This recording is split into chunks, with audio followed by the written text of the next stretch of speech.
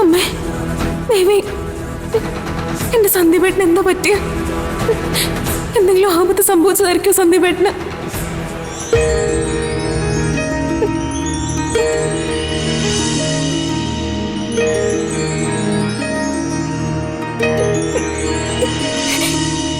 എന്റെ ദേവി, മാമായ, ഏത് നരകത്തിലേക്ക് ഞാൻ പോവാൻ ഒരുക്കുക?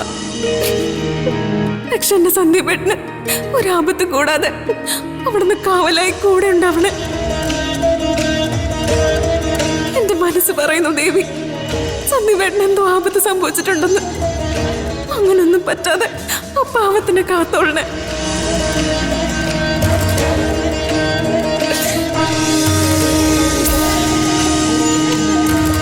പരിഭ്രമിക്കണ്ട മോളെ. നീ സ്നേഹിക്കുന്നവർക്കും നിന്നെ സ്നേഹിക്കുന്നവർക്കും ഒരാപത്തും പറ്റാതെ ദേവിയുടെ രക്ഷാകവചം എന്നും ഉണ്ടാകും. ചില പരീക്ഷണങ്ങൾ അങ്ങനെയൊക്കെയുള്ളൂ. അതിനെ അങ്ങനെ കണ്ടാൽ മതി. സമാധാനമായി പോയി കിടന്നോളൂ.